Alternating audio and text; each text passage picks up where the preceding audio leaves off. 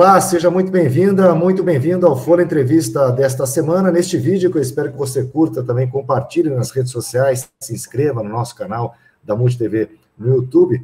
Vamos falar sobre o setor da construção civil, a expectativa aí de crescimento, de retomada com mais vigor, né, em função aí da pandemia estar diminuindo, né, os seus casos, o número de casos aqui na cidade, na região, enfim, com a vacinação avançando, vários setores, como da construção civil, prevendo melhoras para o próximo ano. O nosso entrevistado é o presidente do Sinduscon Norte, o sindicato que reúne as empresas da construção civil, Sandro Nóbrega, que também foi secretário de obras na gestão do ex-prefeito Alexandre Kirev. Sandro, muito obrigado pela sua participação aqui no Fórum Entrevista. Eu que agradeço a oportunidade de estar aqui com vocês, compartilhando informações e, enfim, procurando ser útil. Obrigado. Sandro, eu estive olhando um projeto de indicadores econômicos da construção civil, que é um projeto novo, né, idealizado pelo Sinduscon, que traz mensalmente números da construção civil aqui na nossa região. Londrina é a cidade de polo do Sinduscon Norte. E eu queria que você comentasse alguns indicadores que justificam esse otimismo do setor, Sandro, uma aceleração da construção do mercado, da construção civil aqui em Londrina e região, já para o próximo ano, principalmente. Ok. O projeto de indicadores econômicos, ele foi idealizado nos princípios do ano passado, e há 1 ano e meio, aproximadamente, ele entrou em vigor, né? E esse projeto, que tornou-se uma política de Estado, entre aspas, né, uma política permanente do Sinduscon, tem como objetivo fornecer para a sociedade e para as empresas associadas dados confiáveis a respeito do que está acontecendo na economia e que afetam a construção civil, né, o nosso segmento. E dados também dentro do segmento, porque a gente costuma dizer o seguinte, o nosso produto não é um produto de balcão, né? Ele é um produto muito caro, muito difícil de se planejar, projetar, construir e entregar, porque envolve muito recurso. E para as famílias que adquirem, também é muito árduo, né? Vamos falar assim, um produto que seja Minha Casa Minha Vida, ou Casa Verde e Amarela, ao redor de R$150 mil, é muito dinheiro, mesmo para as pessoas mais humildes adquirirem uma casa, planejar, entrar no financiamento. Então, o objetivo dos indicadores ele está sendo alcançado nesse aspecto. Ele está fornecendo dados confiáveis, muito bem construídos, bem pesquisados e bem tabulados, com auxílio do Departamento de Economia da Universidade Federal Tecnológica, via professor Dr. Marco Rambalducci, faz parte desse convênio com o Sinduscon, para que esse projeto se viabilize. E esses indicadores têm demonstrado para nós, nesse 1 ano e meio, né, os comportamentos de preços, de insumos, de mão de obra, e para onde nós estamos indo em relação à demanda, principalmente por habitação, né? Então, nós observamos justamente nesse período um comportamento errático, um comportamento ruim para o planejamento no valor dos insumos. Nos últimos 2 meses, 3 meses, a gente pode dizer que houve uma acomodação, ou um indício de acomodação desses preços. Esses preços não ainda estão estabilizados. E isso tem afetado o custo da construção civil e, evidentemente, que acaba provocando aí uma mudança de preços e até de perfil de consumo também em função disso. Mas esses indicadores também nos dizem que existe uma demanda reprimida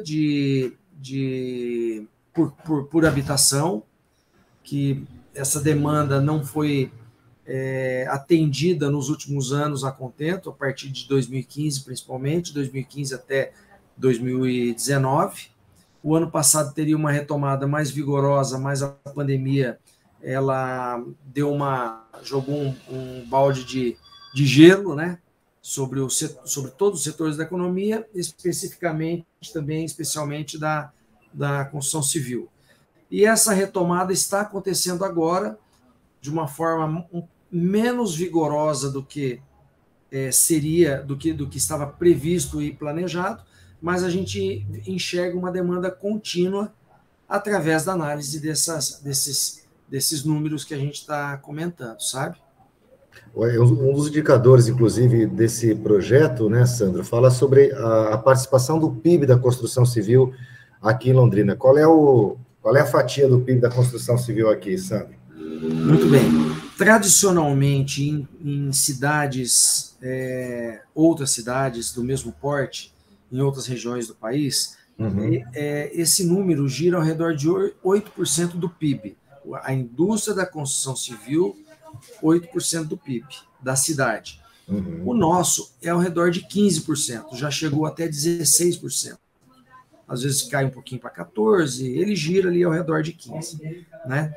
Portanto, a indústria da construção civil, na nossa região, é a indústria mais importante em termos de geração de emprego e renda e de riqueza, né, automaticamente, de impostos para a nossa região. Então, ela tem uma fatia de participação considerável, continua com esse vigor, né? E para os próximos anos não se projeta nada diferente disso, porque nós temos também um outro segmento da construção civil que, excluindo-se a habitação, que é a infraestrutura. E a infraestrutura e também os galpões de logística, a área industrial, tem uma projeção para os próximos anos de crescimento, já que nós estamos um pouco parados nisso e existe uma tendência de que comece a evoluir. Então, provavelmente, a participação da construção civil no PIB regional até cresça um pouco, porque deve haver um crescimento dos outros setores. É como você disse, apesar de ainda não ser uma retomada da forma como o setor previa, ela já está acontecendo de um ano, mais ou menos, para cá, ou menos até, à medida que a vacinação foi avançando e a pandemia foi sendo controlada, né, Sandro? Perfeitamente. Até cabe frisar, antes de eu entrar no aspecto econômico, dizer o seguinte, que nós tivemos uma participação efetiva muito forte, muito assertiva na questão do controle da pandemia na nossa região, porque tradicionalmente o Sinduscon e seus associados têm um auxílio muito forte do SECONSE, que é o Serviço Social da Indústria da Construção, que dá assistência médica, psicológica, de dentista e também assessoria para as empresas na parte de medicina e saúde ocupacional para os trabalhadores. E foi feito um trabalho muito forte de conscientização em relação à questão da Covid. Então, os índices de Covid que nós tivemos foram baixíssimos, muito pontuais, e inclusive na saúde das famílias dos trabalhadores, porque a gente tem as pesquisas desses indicadores, a gente tem as pesquisas junto às famílias, são pesquisas permanentes, SECONSE, né, claro, e a gente consegue ver que a gente foi muito bem sucedido nisso e contribuímos de uma maneira muito positiva para a nossa cidade em relação a esse aspecto. Em relação à questão dos trabalhadores, dos saldos positivos, esse saldo poderia ser bem maior. Ele só não é maior por duas razões. Uma das razões, evidente que foi o refluxo da questão fruto da pandemia, que eu citei no começo, e o outro fator é que, apesar de bem-sucedidas algumas reformas que o município tem feito na legislação e continua fazendo, Secretaria de Governo, Secretaria da Fazenda, Secretaria de Obras, Secretário de Planejamento, todos têm contribuído bastante na busca de soluções positivas e que auxiliem na retomada e também na permanência da agilidade da administração pública, na aprovação dos projetos, para que a gente possa edificar, a gente ainda precisa, isso na verdade precisa ser um processo contínuo, né, dentro da administração pública, para que a gente possa cumprir a legislação, fazer tudo da forma correta e que a administração nos entregue os alvarás de construção com a maior agilidade possível. Tem sido buscado, repito, até o agradecimento para a administração municipal, para esses secretários que eu citei aí, mas a gente precisa mais, né? A gente precisa dar continuidade, perseguir essa eficiência para que a gente possa empregar mais, para que a gente possa ter previsibilidade, né? Para a gente poder dizer no futuro, assim, olha, daqui tantos meses eu vou contratar mais gente, eu vou precisar treinar pessoas para poder contratar no futuro. Nós planejamos lançar para os próximos meses ou anos tantos 1.000 unidades, tantos 1.000 metros quadrados, centenas de milhares de metros quadrados. Esses planejamentos, eles são demorados e nós entendemos que a mão de obra hoje, quando houve a pandemia,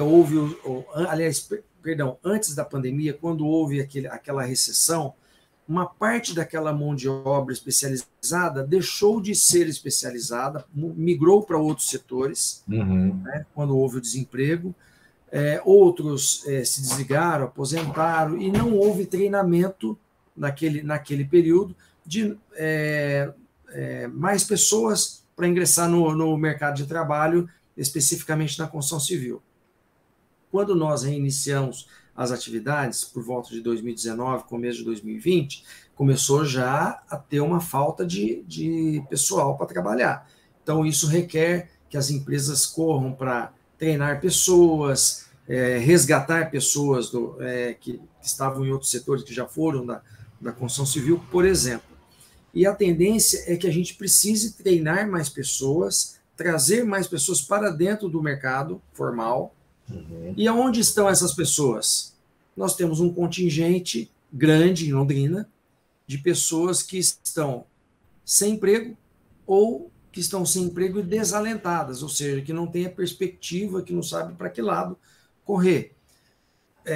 A construção civil está de braços abertos para ajudar no treinamento de pessoas e fazer com que essas pessoas ingressem no mercado de trabalho e prosperem, né? Só que a gente precisa que outros setores, como, por exemplo, a assistência social da administração pública, de uma forma geral, talvez especificamente a municipal, ajude a resgatar essas pessoas, né?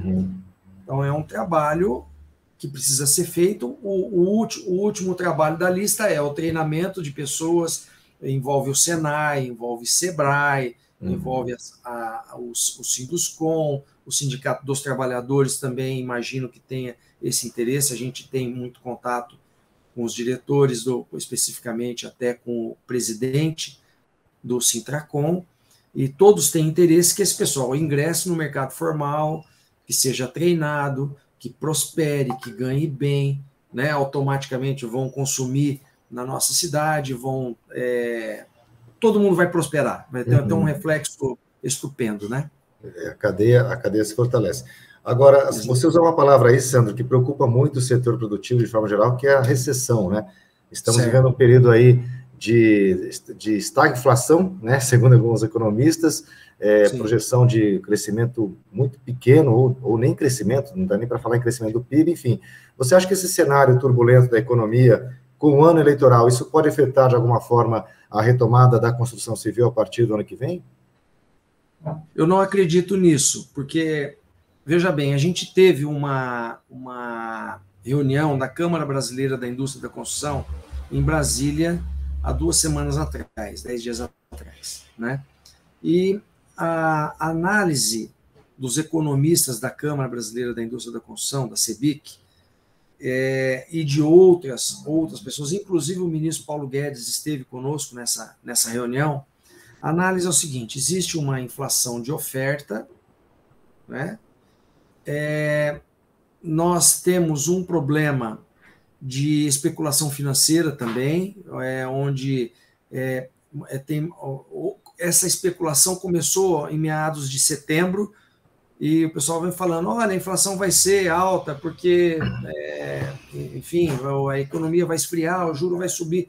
Isso aí, existe uma especulação financeira onde os agentes financeiros, os atores financeiros, estão apostando numa queda da projeção de crescimento, até para uma recessão, mas as projeções que a gente recebeu nessa reunião é que nós devemos ter um crescimento moderado, mas não vai ser crescimento zero e nem recessão.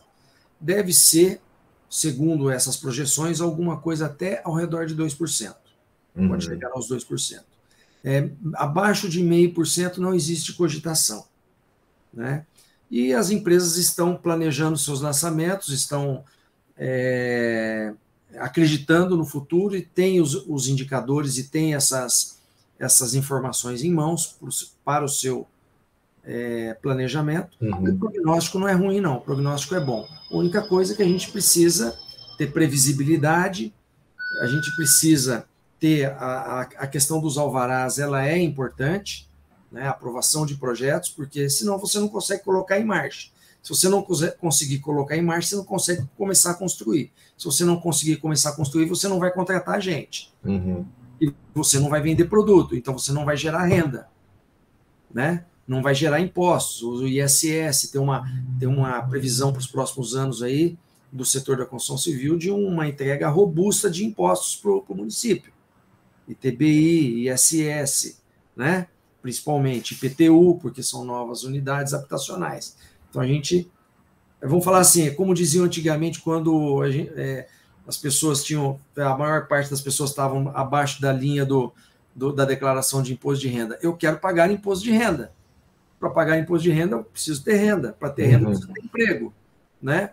Então, isso vale também de forma similar para o setor. Nós queremos pagar IPTU, nós queremos que as pessoas paguem o IPTU, nós queremos pagar o ISS, queremos pagar o ITBI. Para isso, nós precisamos produzir e entregar. Para produzir e entregar, precisamos do alvará, precisamos de gente dentro do mercado, precisamos trazer os desalentados para dentro do mercado de trabalho, né? Os desempregados precisam ser reempregados, e aí o ciclo todo se fecha. Sandro, para a gente já finalizar, você disse que há uma demanda reprimida aqui na cidade. Londrina já é uma das cidades mais verticalizadas em proporção à sua extensão territorial, né? E agora está sendo discutido o plano diretor, né? Com várias emendas já feitas. Como é que vocês estão vendo isso? Eu queria que você comentasse uma crítica que é feita à área da construção civil por especialistas em urbanismo, principalmente, de que há um lobby de construtoras que fazem uma tática meio predatória de ocupação dos espaços, enfim. Como é que você vê isso junto com essa discussão também já do plano diretor? Como é que a construção civil, né, dialoga com esses setores para permitir um plano diretor aí sustentável e que seja bom para todos, né, aqui da cidade, para todos os setores principalmente, Sandro? Perfeito. Bom, primeiro eu quero rebater a crítica com todo respeito aos setores, aos atores aí que têm a sua visão de mundo, que tem que ser respeitado, né? Mas a minha visão de mundo não do mundo ideal que eu estou falando, que eu gostaria, né, que a letra Imagine do John Lennon fosse a nossa Constituição, mas não é, tá? Eu penso o seguinte, que não existe o lobby das consultoras, cada setor tem legitimamente um representante que é um sindicato, uma entidade que representa os interesses do setor. E nós defendemos os interesses do setor de uma forma legítima, leal, não predatória e de diálogo constante com todos os atores. Tá certo? A nossa visão, a visão dentro do Sinduscom é a seguinte, dentro do corpo de associados, de uma forma geral. Nós somos uma cidade nova, uma cidade que tem 86, 87 anos, né? Vai fazer agora, tá certo? Agora dia 10. Jovem. E nós já temos áreas da região que precisam ser preservadas. Como que nós vamos preservar uma área se nós não tivermos espaço para construir? Por quê? Por que você constrói 10 mil imóveis por ano? Porque tem 10 mil famílias precisando comprar um imóvel para morar. Ninguém quer pagar imposto com um imóvel fechado. Certo? sem função, não tem fundamento isso.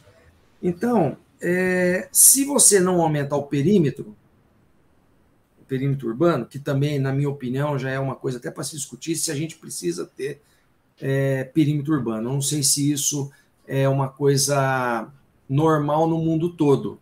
E se também for no mundo todo, se a gente não pode mudar esse conceito, uma opinião pessoal. Por quê? Se nós não tivermos um aumento de perímetro, a pressão para edificar vai sobre as áreas mais antigas da cidade. As áreas mais? Tem uma região, as áreas mais antigas da cidade, bairros, por exemplo, vou falar um exemplo, Vila Casone, Vila Recreio, Vila Nova, Vila Brasil, Vila Ipiranga. Você acaba falando assim, olha, eu preciso construir porque existe demanda, é um produto caro que você não sai, não tira da cartola. Você fazer um apartamento de 500 mil reais, 400 mil reais. Né? Tem gente que precisa morar e que quer comprar um apartamento. Então, onde você vai construir? Né? Vou demolir 3, 4 casas aqui, vou fazer um prédio. Mas se você tiver um perímetro urbano elástico, você não precisa fazer, você tira a pressão do centro. Você vai construir em áreas novas. Quando a construção civil faz um prédio fora, ela entrega até com árvore. Uma árvore de 1,80 m, 2 metros, sei lá, tem uma medida mínima lá, né? Então, você entrega tudo pronto. Água, luz, telefone, iluminação pública, é exigido escola, até é exigido hoje mais escola do que a demanda, porque até parece que o número só nasce criança e permanece criança, né? Mas não, na verdade, a pirâmide etária nossa está virando um retângulo, né? Sim. Está ficando, né? Idoso, não é mais assim, bastante jovem, né? Mudou muito isso aí. Então, tem bastante coisa para se pensar e bastante coisa para se comentar a respeito da questão do plano diretor, sim. Agora, por que a nossa cidade é verticalizada e continua verticalizando? Porque o solo é caro. E por que o solo é caro? Porque o solo é fértil. Na periferia que eu estou falando. Agora, vamos falar da região central. A cidade cresceu, ela tem um terreno acidentado, fica caro para construir, né? O terreno fica mais caro também, você tem que verticalizar, senão você não viabiliza a habitação para as pessoas que precisam habitar. Entendeu?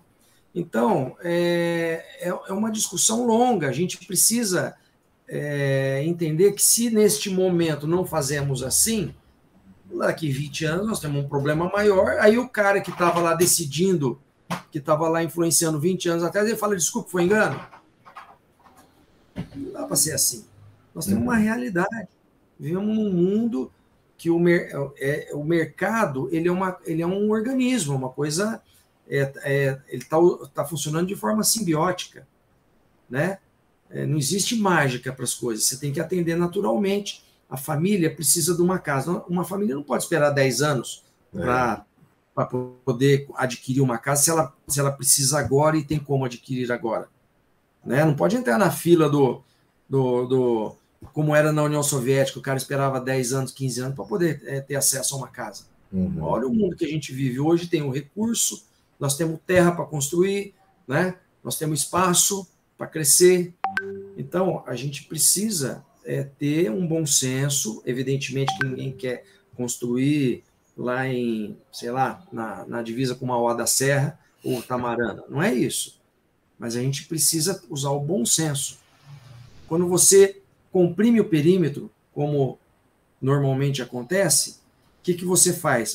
Cresce o preço do terreno para o lado de dentro do perímetro e as pessoas que querem ganhar dinheiro com o comércio, com o negócio de terra, compram os terrenos imediatamente fora do perímetro. Aí, quando o perímetro for crescer, porque é tarde demais, vai pagar uma fortuna pelo terreno.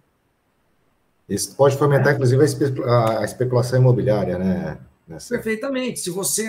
Como que você harmoniza isso? Né?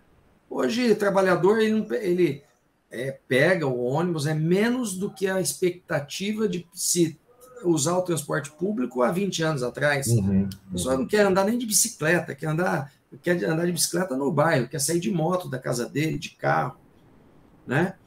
Então, hoje você tem vias acessíveis, né? Você pode edificar Você pode fazer bairros com toda a sua infraestrutura, né, em locais adequados, com respeito à urbanidade, ao urbanismo, à vida das pessoas, né, sem tripudiar, né, sobre a condição social, fazer um bairro distante da cidade com um monte de fazenda no meio do caminho. Não é isso. Uhum.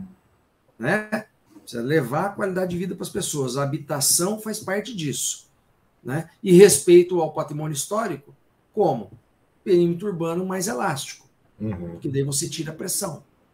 Né? É a natureza. Perfeito, certo? Sandro.